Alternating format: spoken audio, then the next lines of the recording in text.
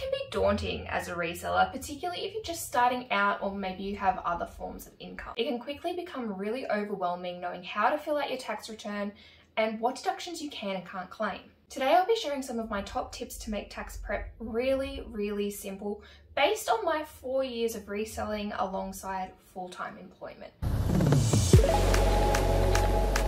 I am going to start by saying though that I am not a tax professional. The content in this video is not to be taken as tax advice, nor is it intended as such. If you've got questions about your own circumstances, if you do need to know more or you need advice, you need to seek out a tax accountant and ask them. The topics I'll be discussing in this video do only relate to Australian tax affairs, and I've popped a link below in the description to the ATO website where there are plenty of resources if you want to look up more information. Okay, now that's out of the way, let's get into it. One of the first questions you might want to answer for yourself when you're starting to think about reporting your reselling income is whether this is a hobby activity or whether it's actually a business. So it can be quite useful to know that in Australia there is no income threshold that would kind of dictate when something you might consider to be a hobby becomes a business. So it's not like it's as simple as $6,000 and over, you're a business, under that you're a hobby. Generally speaking, if you're setting out or seeking to make a profit, so you're buying items, you know, from the op shop, online, wherever you're sourcing them, and you're listing them on platforms like eBay or Poshmark, and you're aiming to make money on those items, that would indicate that you are in business and you need to report that income to the ATO.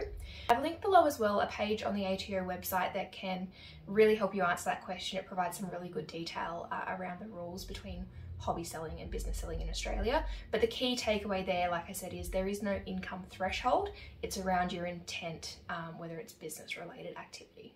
First proper tip though, that I have for you to make tax affairs simple is to start prepping early. Now, in my first year of reselling, this one really bit me and it stung.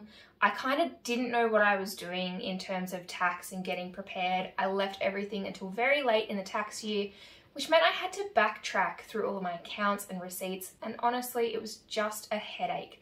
Starting to prep your tax as early as possible, so I would suggest that that would be as soon as that financial year clicks over is when you start preparing for the next financial year's tax return. It's just going to make your life a hell of a lot easier. Setting some time aside regularly to go over your accounts and make sure everything is up to date can be a really good way to keep on top of it throughout the year and prevent a costly mistake at tax time or just an absolute nightmare of a headache. What that looks like for me, I like to go over my accounts weekly and just make sure everything is in good order.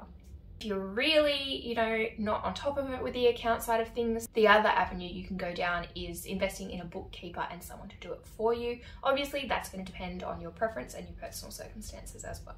Second tip, and this really does tie into the first one, is that good record keeping is key to keeping tax simple. So whether you use a spreadsheet or you prefer to use accounting software, so things like QuickBooks or Xero, the more detailed your records are, the easier it's going to be at tax time. You're going to want to keep track of all of the money coming in and out of your business, so your sales, business related expenses and purchases. You want to be keeping tax invoices and receipts and any logbooks that you might have as well. The more information that you're keeping relating to the goings on in your business, the easier it's going to be for you to get that done and to have everything in shape.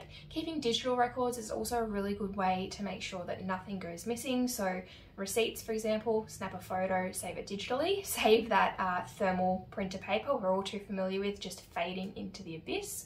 But it's a really good way to make sure everything is where you need it to be. Separating your business banking from your personal or everyday banking is also a really good way to make record keeping easy.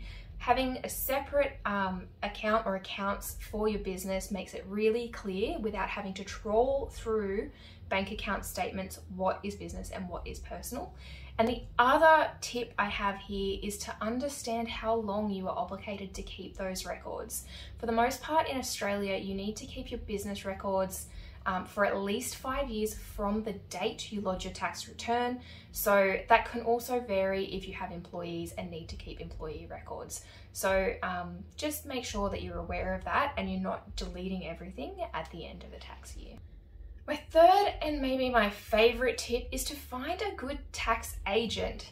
If you're like me, you're not a tax professional, you don't know the ins and outs of Australian taxation law, having someone on your side who knows what all of the requirements are, who can help you maximize your deductions and understand your tax affairs is really, really key to just getting it done right the first time. It's especially useful if you have other forms of employment income or perhaps receive any other welfare or benefits that can really quickly make tax matters complicated. They're going to be able to guide you through that process or ask the right questions of you to get the information right from the outset. They can also provide you with more tailored advice considering your personal circumstances and your tax affairs. So really, really beneficial to have someone on your side who understands how tax law kind of works in your personal circumstances. And a portion of their fees might also be claimable on a future year's return. So you should definitely keep that in mind and talk to them about that to understand what you're eligible for. Bonus tip when it comes to tax is to anticipate that you might actually end up with a tax bill, particularly if this is an aside to a full-time employment, for example, like me, or other employment or income. A tax accountant can work their magic, but they cannot guarantee you a return. So it's really, really useful from the outset to think, what would happen if I got a bill? How would I pay that? What can I have set up in place to make sure that it doesn't impact my personal circumstances or anything like that. So planning from the outset that you might have a tax bill can really, really help you get around it if that is your reality.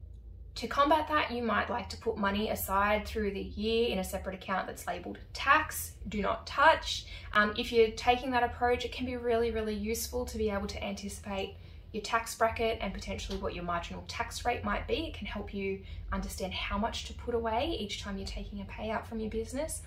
Or alternatively, you might like to look into voluntarily enrolling in payee installments. So, paying quarterly, whatever frequency you want, to make sure that you've got that extra amount covered, and then you're lessening that likelihood of getting a bill at tax time. As I've said, if you have any particular questions relating to your circumstances, talk to a tax accountant. But in my experience, those are the things that have really helped to keep tax simple for me, reselling on eBay and Poshmark, but also being full-time employed. I hope you've enjoyed this one. I know it's a little different to my regular content, but hopefully there's something you can take away from it. If you haven't already, make sure you're subscribed. Check out my other videos. I've linked one here, and have a great day.